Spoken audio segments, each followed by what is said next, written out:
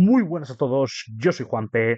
y este es el episodio número 12 de La Tercera Palmada, el podcast de wrestling para fans hecho por un fan. Y en el día de hoy hablaremos de lo que fue All Elite Wrestling Dynasty.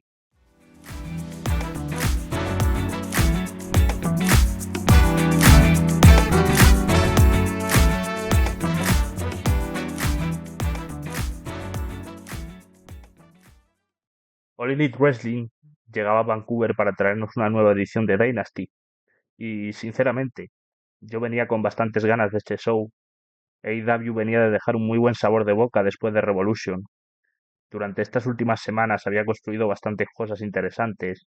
No diría que era el pay-per-view con más hype del año, porque no dejaba de ser un pay-per-view de transición, pero sí que se sentía que Dynasty tenía ese ambiente de ser uno de esos shows que sirven para realmente ver hacia dónde va la empresa. Y además, creo que AEW llegaba en un momento bastante positivo. Después de Revolution parecía que muchas historias estaban encontrando su sitio, que había direcciones claras y sobre todo que había una mezcla bastante interesante entre rivalidades ya consolidadas y otras nuevas que podían salir muy reforzadas esa noche. Así que yo iba a este pay-per-view con esa sensación de a ver cómo rematan la faena, porque una cosa es construir muy bien los programas en televisión semanales y otra muy distinta es que luego el pay-per-view responda. El escenario, además, era Vancouver, un público que normalmente suele responder bastante bien y que desde el primer momento se notó que estaba muy metido. Y eso en un show de All Elite Wrestling siempre ayuda muchísimo, porque cuando la gente está completamente dentro, los combates suben de nivel automáticamente. Hay luchas que con un público frío se quedan en algo correcto, pero con una grada enchufada se convierten en algo mucho más especial. Y aquí, desde el principio se notaba que la gente tenía ganas de ver el show. Antes de meterme de lleno en la cartelera principal, sí quiero dejar aquí rápidamente los resultados de la Zero Hour, porque no voy a analizarlos a fondo en este podcast, porque no son lo más relevante, pero creo que merece la pena al menos mencionarlo, para tener el contexto completo de todo lo que pasó en Dynasty.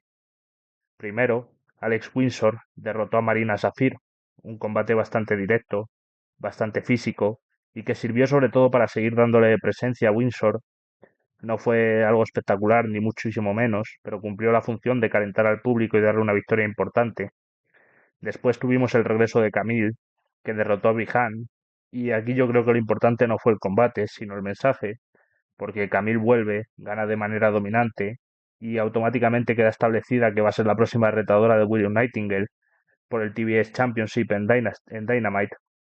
Y sinceramente, me parece que puede ser algo bastante interesante, porque Camille tiene esa presencia brutal, esa sensación de amenaza real, y Willow siempre funciona muy bien cuando tiene enfrente a alguien que la obliga a ir al límite.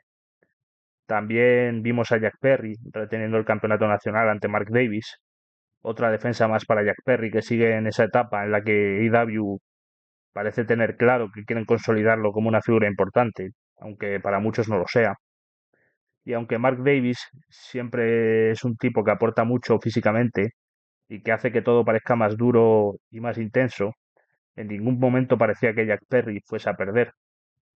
Y para cerrear la Zero Hour, las campeonas en parejas, Divine Dominion, Megan Bayne y Lena Cross retuvieron los campeonatos ante Gian y Maya, un combate pensado sobre todo para reforzar todavía más a las campeonas y mantenerlas fuertes de cara a lo que venga después. Así que dicho esto, ahora sí que toca meternos de lleno en lo realmente importante, que fue la main card de AEW Dynasty 2026, en este único bloque del podcast.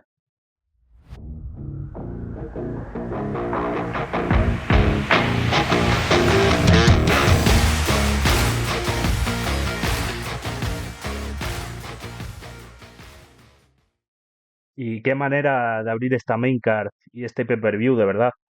All Elite Wrestling haciendo algo que para mí ya es casi marca de la casa. Empezar fuerte con un combate por parejas colocado en una posición estratégica. Y esto no es casualidad, es algo que Tony Khan lleva haciendo desde hace mucho tiempo y que le funciona, porque te mete directamente en el show desde el segundo uno.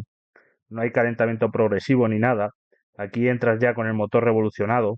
Y para mí esto me encanta, porque como fan, lo que quiero al empezar un pay-per-view es sentir que estoy viendo algo importante desde el principio. No quiero un opener de transición, quiero algo que me diga, vale, este show realmente va en serio. Y este combate cumplió exactamente con eso: ritmo alto, intensidad, nombres grandes, todo lo que necesitas para engancharte. Además, el público ya desde el inicio entendió perfectamente lo que estaba viendo.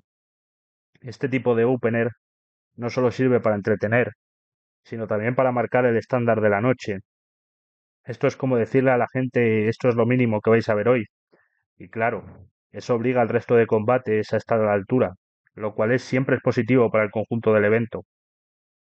Y entrando ya en el combate en sí, es que fue un auténtico combatazo. Los John Bucks haciendo lo que mejor saben hacer, que es trabajar en equipo, como prácticamente nadie en el mundo. Es que realmente es impresionante, porque da igual contra quién los pongas, siempre van a rendir, siempre. Tienen una química brutal entre ellos, un timing perfecto y esa capacidad de hacer que todo fluya de una manera natural. Y aquí es donde entra lo interesante. Cuando enfrente tienes a dos bestias como Takeshita y Okada, el combate ya lo tienes medio vendido, sin hacer absolutamente nada más. Porque no solo tienes talento individual, tienes presencia, tienes credibilidad, tienes ese aura de esto es importante. Takeshita, que cada vez que aparece parece que está a punto de romperla definitivamente, con esa mezcla de potencia y agilidad que lo hace tan especial. Y Okada, ¿qué vamos a decir de Okada? Es que lo suyo es otro nivel. Es de esos luchadores que simplemente están por encima y que con solo estar en el ring ya elevan todos los demás. Así que claro, juntas a este cuatro nombres y lo que tienes es una combinación prácticamente imposible de que salga mal. Y lo mejor de todo es que no solo cumplió las expectativas, sino que desde el principio dejó claro que la noche iba a ir muy, muy en serio. Y otra cosa que me gustó muchísimo fue cómo trabajaron la animadversión entre Takeshita y Okada, porque no se limitaron a hacer el típico de no se llevan bien y ya está, no.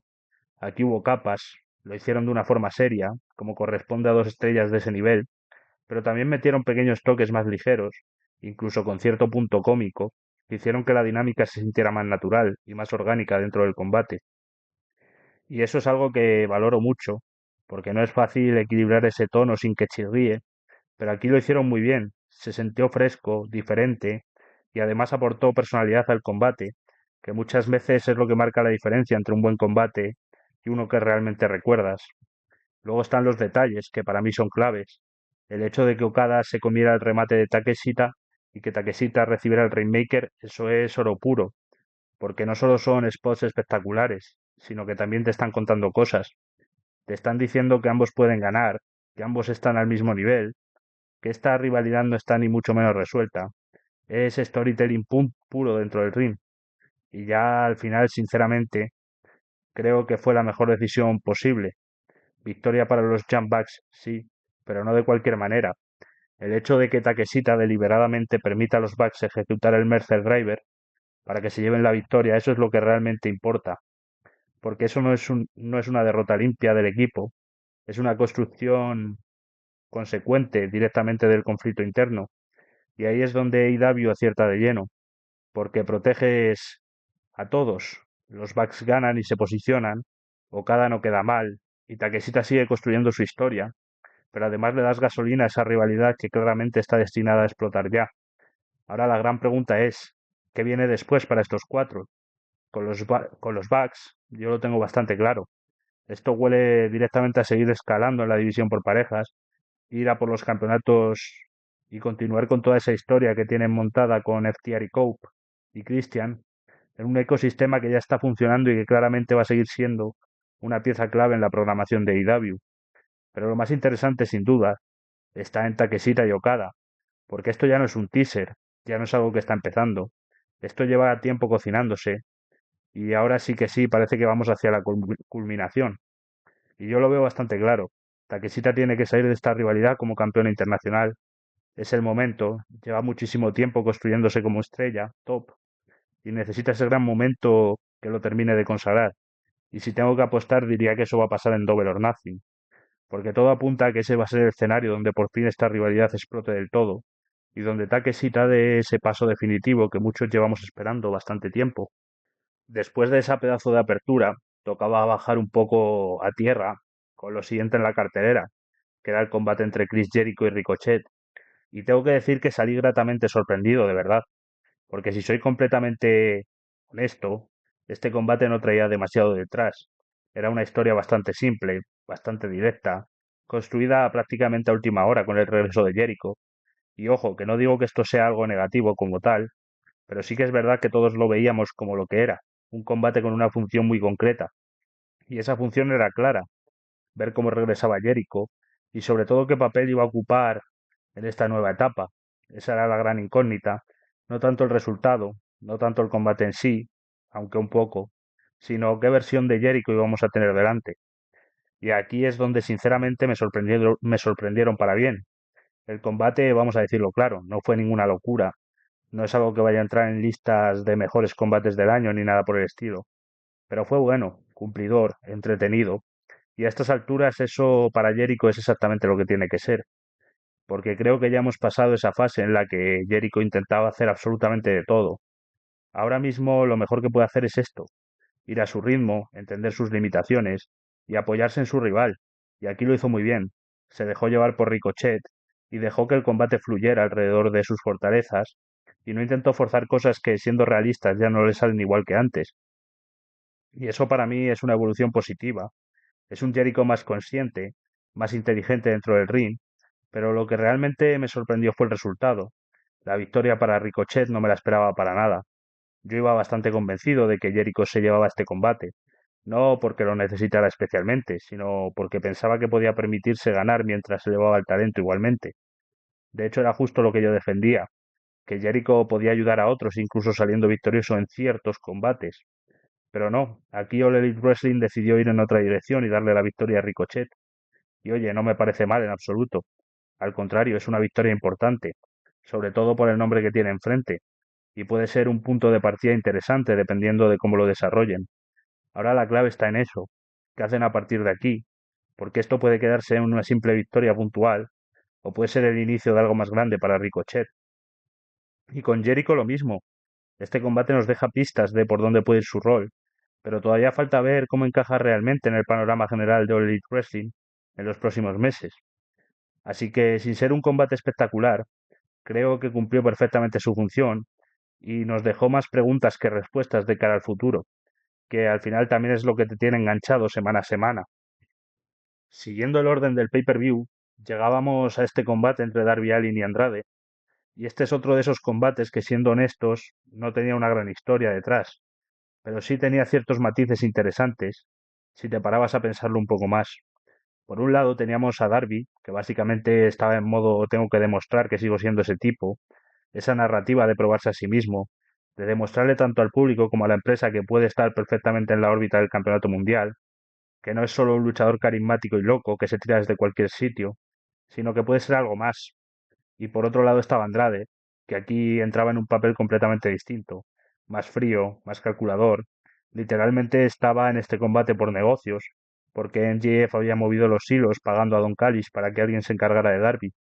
Y Andrade, además de eso, también estaba aquí para hacer algo que siempre hace, recordarnos lo increíblemente bueno que es dentro de un ring. Y claro, con estos ingredientes, aunque no haya una historia profunda, sabes que el combate como mínimo va a cumplir. Y así fue. Para mí, sin ser algo espectacular, fue un combate bastante bueno, pero sí que es verdad que se me quedó un pelín corto. Y aquí hago autocrítica, porque seguramente parte del problema fue mío, por esperar más de lo que realmente te estaban vendiendo. Cuando no hay una gran construcción, es difícil que luego el combate se sienta como algo grande, por muy bien ejecutado que esté. Aún así, tuvo momentos muy guapos, muy buenos. Ese spot en el que Andrade está totalmente distraído, tonteando con una mujer fuera del ring, y de repente cae Darby Allin del cielo, como si fuera el Artemis 2. Es que ese tipo de cosas son puro Darby. Es impredecible, es caótico, siempre encuentra la manera de darte un momento que se te queda grabado. Y en cuanto al resultado, victoria para Darby Allin, que era justo lo que habíamos comentado en la previa, aunque aquí sí que digo yo personalmente se le habría dado a Andrade. Creo que le habría venido muy bien, sobre todo teniendo en cuenta el rol que estaba jugando dentro de esta historia. Pero está claro cuál es la intención de AEW, volver a elevar a Darby, colocarlo otra vez en esa posición de retador creíble. Y aquí es donde tengo mis dudas, porque siendo sincero, siento que su momento ya pasó. Pero claro, en el wrestling también va de segundas oportunidades, de reconstruir, de volver a conectar con el público. Así que veremos si realmente consiguen recuperar ese momentum con él o si se queda a medio camino. Y luego está Andrade, que para mí sigue siendo uno de esos talentos que siempre cumplen, pero que necesitas ver hacia dónde lo llevan, porque calidad le sobra, pero hace falta dirección. Y ojo al detalle final que me sorprendió bastante. Después del combate, Andrade le da la mano a Darby y le levanta el brazo en señal de respeto. Es un gesto que encaja, que queda bien, pero sinceramente no me lo esperaba para nada. Y eso también te deja con la duda, ¿es simplemente respeto puntual o están marcando un pequeño cambio en el personaje de Andrade? Otra de esas pequeñas cosas que te deja AEW y que pueden significar algo o no, pero como fan te hacen estar atento a lo que viene después. Y llegábamos a uno de los platos fuertes de la noche, porque esto ya no era solo un combate por los títulos en parejas, esto era una historia con peso de verdad. FTR contra Christian Cage y Adam Copeland, en lo que para mí era sin duda la rivalidad mejor construida de todo el pay-per-view, porque aquí sí había contexto, aquí sí había una historia que venía de lejos. Todo ese ataque de FTR a Beth y la mujer, que es la mujer de Copeland, fue el punto de partida para algo mucho más personal. Y a partir de ahí, la ausencia de Copeland y Christian, la vuelta, la tensión, todo se fue cocinando poco a poco hasta llegar a ese momento. Y esto se nota muchísimo cuando llega el combate. No es lo mismo ver una lucha que está ahí que ver una lucha que sientes importante. Y esta se sentía importante. Y luego está el público. Es que lo de la gente aquí fue clave. Estábamos en Canadá, así que era lógico, pero el nivel de implicación que tuvieron con Christian y Copeland fue brutal. Cada golpe, cada comeback, cada momento importante, lo vivieron como si fuera el main event. Y eso eleva todo, absolutamente todo. En cuanto al combate, para mí fue un gran combate. No sé si el mejor de la noche, pero sí uno de los más completos. Cumplió perfectamente con lo que esperábamos. Una guerra bien estructurada, bien contada y con sentido en cada momento. Me gustó mucho cómo organizaron todo. No fue un caos sin más, fue un combate donde cada cosa tenía su lugar. La historia con Stokely Hathaway, molestando constantemente, metiendo presión, tocando las narices. Eso le añadió ese punto extra de frustración que encajaba perfectamente con la narrativa. Y sobre todo cómo FTR consiguió aislar a Christian y sacarlo del combate. Eso para mí fue clave porque no lo hicieron de manera forzada, sino de una manera que se sintió lógica dentro del desarrollo del mismo. Es el típico detalle que marca la diferencia entre algo bueno y algo realmente bien trabajado. Y todo esto hacía que el combate se sintiera exactamente como tenía que sentirse, personal. No era solo por los títulos, era por lo que había pasado antes. Y en cuanto al resultado, victoria para FTR, y para mí la decisión correcta. Lo llevo diciendo desde que empezó esta rivalidad. FTR tenía que ganar aquí, porque están en un momento donde necesitan consolidarse como grandes heels, como ese equipo dominante al que quieres ver perder, pero que sigue saliéndose con la suya. Y al mismo tiempo, sigues construyendo a Christian y Copeland en ese camino hacia los títulos, esa persecución, ese todavía no, pero ya llegará. Y aquí es donde la cosa se pone interesante, porque esta historia no se queda solo entre estos dos equipos, todo apunta a que esto va a escalar. Los John Bucks están ahí esperando su momento, y con las burlas de FTR hacia ellos es que ya ni lo esconden. Está claro para dónde va a ir esto. Así que lo que tenemos es una división de parejas que ahora mismo está en una ebullición total, varias historias cruzadas, varios equipos tops, y la sensación de que lo mejor está todavía por venir. Y eso, sinceramente, es justo lo que quieres ver en una división por parejas. Y llegábamos a uno de los combates más caóticos y divertidos de la noche, este Casino Gauntlet Match por el campeonato TNT. Y todo esto venía provocado por la lesión de Kyle Fletcher, que tuvo que dejar vacante el título, lo que ya de por sí le daba a este combate ese punto impredecible extra. De inicio, teníamos confirmados a Rush y Tommaso Ciampa como los dos primeros participantes, lo cual ya te marcaba un poco el tono, intensidad desde el segundo uno. Y por si alguien anda despistado, este combate tiene una regla que lo hace todavía más interesante. No hay límite de participantes, los luchadores van entrando uno a uno según pasa el tiempo, y el primero que consiga un pin, una sumisión, gana, sin importar en qué momento ocurra. Es decir, puedes estar esperando a que entre tu favorito y de repente se acabó el combate. Y claro, con esa premisa lo que tienes es puro caos, pero del bueno. Para mí este combate fue una auténtica barbaridad, de estos que estás viendo y no quieres apartar la vista, porque sientes que en cualquier momento puede pasar algo decisivo. Esa sensación constante de incertidumbre, de no saber qué va a pasar, ni quién va a aparecer después, Es oro puro para el espectador. Y es que entrada tras entrada era un desfile de talento, un nombre potente tras otro, cada uno aportando su estilo, su momento, su locura. Es el típico combate que igual no es el más técnico del mundo, pero te lo pasas increíble viéndolo. De verdad que me pareció un combate súper recomendable. Y luego está el final, que para mí fue una sorpresa absoluta, porque la victoria se la llevó Kevin Knight, y yo no me lo esperaba para nada. Que ojo, estamos hablando de un auténtico talentazo, es joven, tiene un potencial brutal, y claramente es alguien en quien puedes confiar a futuro. Se lo merece, sin duda, pero eso no quita que sea una decisión inesperada. Y aquí es donde All Elite Wrestling se la juega, pero también donde pueden acertar muchísimo, porque este tipo de victorias sirven para crear nuevas estrellas. No todo puede ser siempre los mismos nombres, y este tipo de momentos son los que pueden marcar un antes y un después en una carrera.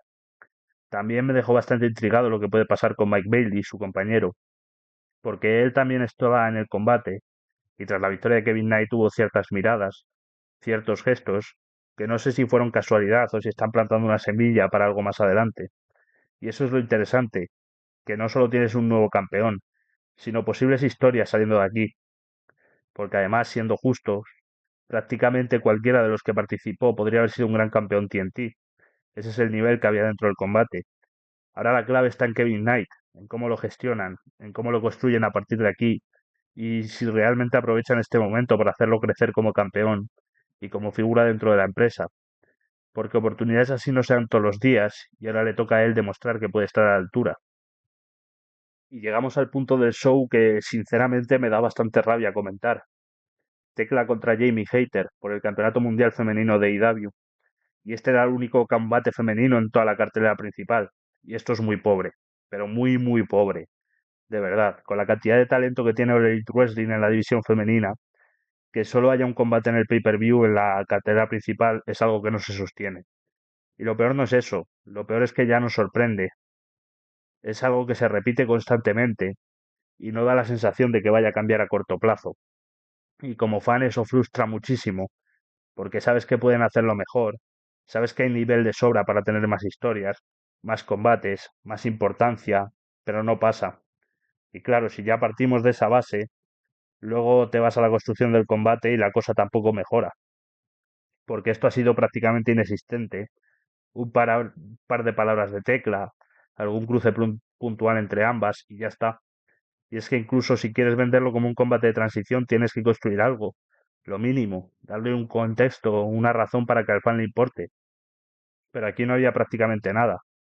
Y esto se acaba notando en el combate, porque el combate como tal no fue malo, pero fue muy normal, muy plano, muy lejos del nivel que estaba teniendo el resto del evento, y eso hace que destaque aún más para mal. No hubo esa sensación de combate importante, de combate de campeonato mundial, y eso es lo que más duele. Y el final tampoco ayuda, victoria para Tecla, sí, pero con un roll-up agarrándose de la cuerda sin que el árbitro lo vea. Y es que es todo como muy pobre y muy poco ambicioso, muy para salir del paso. Que ojo, esto puede tener una explicación narrativa, alargar la rivalidad entre ambas, generar más tensión, justificar una revancha. Y seguramente vaya por ahí la cosa, sobre todo con ese final sucio que deja a Jamie Hater con motivos para reclamar. Y además, pues como llevo mucho tiempo comentando, todo apunta a que esto puede estar en pausa o en construcción de algo más grande con la llegada de Mercedes Moné, que intuyo yo que tiene que llegar en un futuro. Pero claro, eso no quita el problema de base, porque mientras tanto, estás desaprovechando un montón de talento y estás dando una imagen de la división que está muy por debajo de lo que realmente podrían ofrecer. Y de verdad me da pena, porque no es falta de nivel, no es falta de nombres, es falta de importancia. Y hasta que eso no cambie, vamos a seguir viendo situaciones como esta una y otra vez. Ojalá esto sea el inicio de algo más grande, pero ahora mismo la sensación que me deja es más de frustración que de otra cosa. Y ahora sí, entrábamos en uno de los combates grandes de la noche, John Moxley contra Will Ospreay por el campeonato continental, y este, junto al combate de parejas, era de los que más historia tenía detrás de la cartelera, porque aquí sí había narrativa clara. Por un lado, Osprey buscando ventaja después de que Moxley lo sacara de circulación junto a los Death Riders.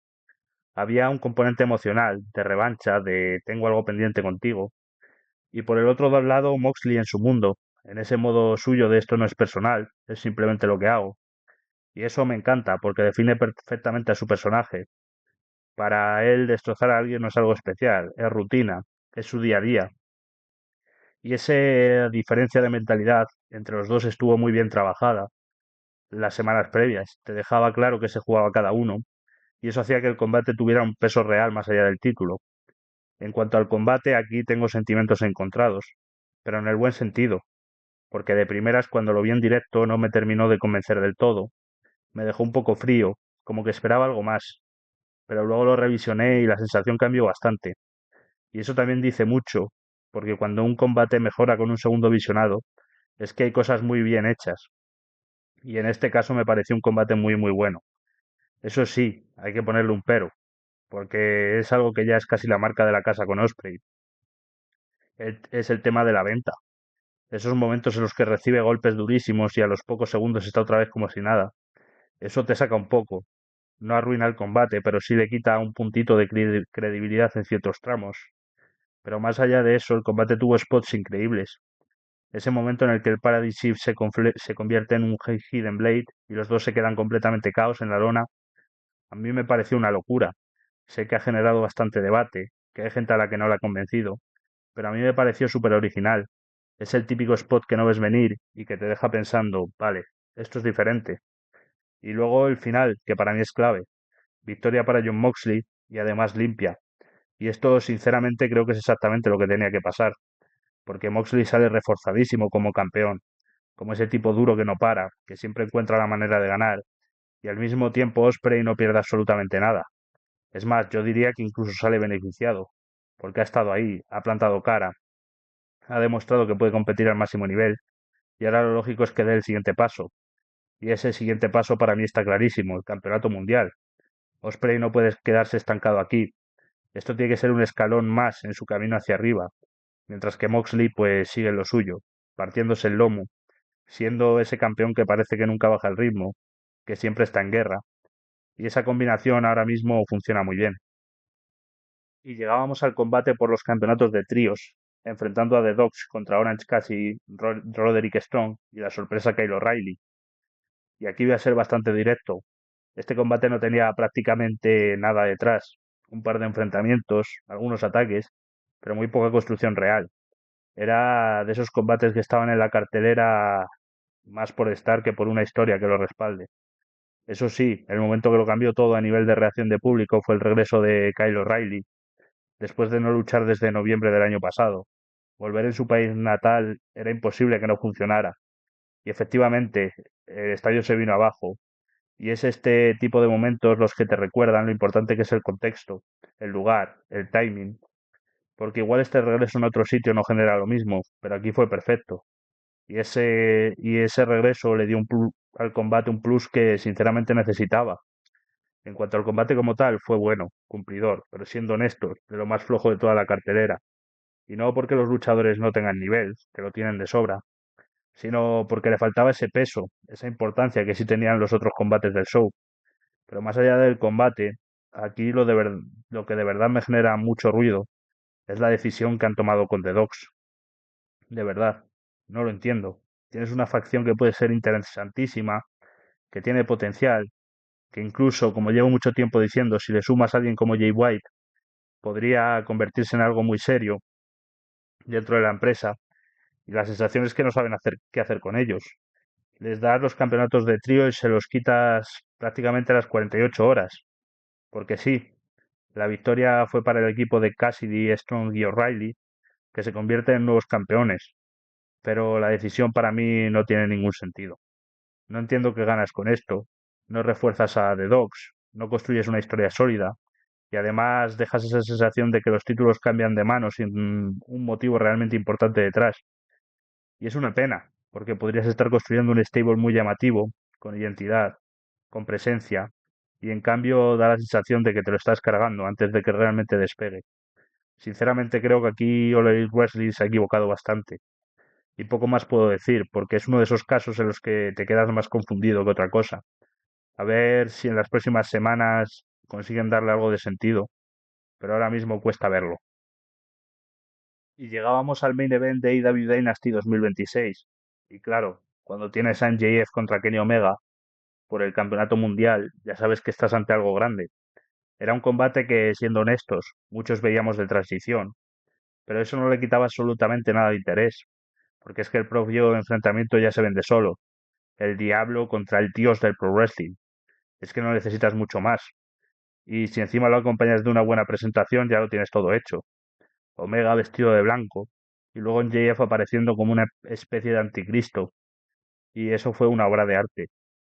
Es que, de verdad, es que esos detalles hacen que el combate se sienta especial, antes incluso de que suene la campana. Y además, aquí sí hubo una buena construcción, buenos segmentos, buenas promos.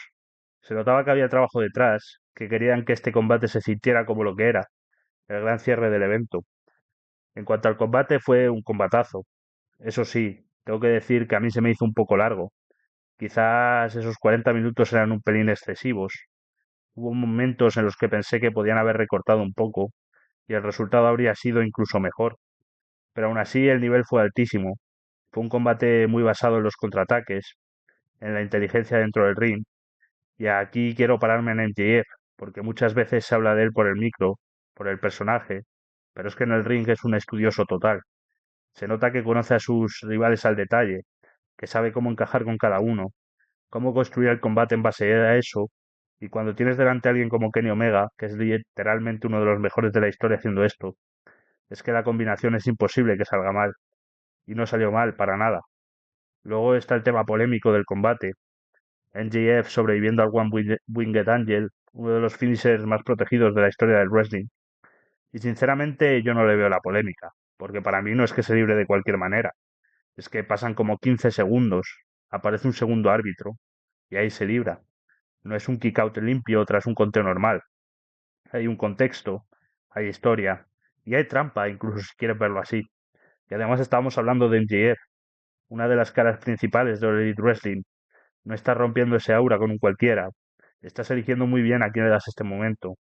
Y también habla mucho de la confianza de Omega en él, porque para hacer algo así tienes que creer de verdad en el tipo que tienes enfrente. Y el final deja a MJF reteniendo su campeonato y continuando con este reinado que sinceramente está siendo muy sólido, muy consistente. Ahora la pregunta es, ¿qué viene después? De momento ya sabemos que el siguiente paso para MJF apunta a Darby Allin en Dynamite. Y oye, puede ser un reto interesante si lo construyen bien. Pero más allá de eso, lo importante es que MJF sigue en lo más alto, sigue siendo el eje de la empresa y sigue demostrando que no es solo un personaje increíble, sino también un luchador capaz de sostener un main event de este nivel. Y con eso se cerraba un Dynasty que en líneas generales dejó bastante de lo que hablar. En líneas generales, la empresa de Tony Khan vuelve a cerrar otro gran pay-per-view. No estamos ante uno de los mejores shows del año, eso creo que es bastante evidente.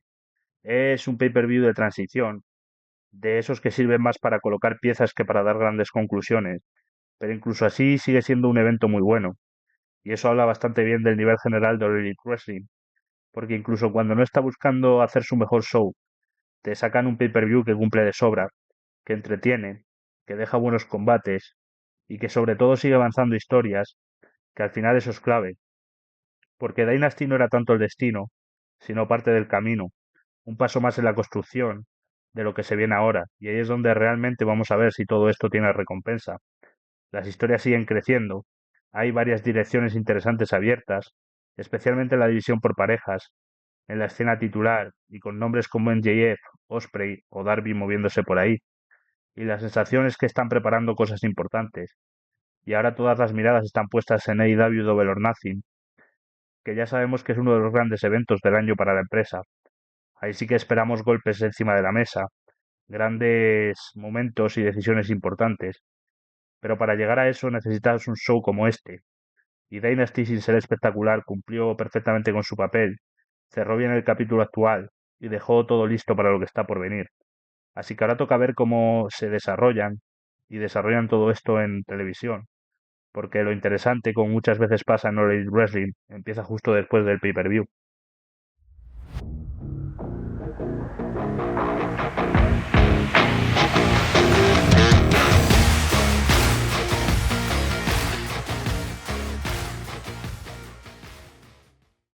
Y esto fue All Elite Wrestling Dynasty y el 12º episodio de La Tercera Palmada, el podcast de Wrestling para fans hecho por un fan. Nos vemos en la próxima.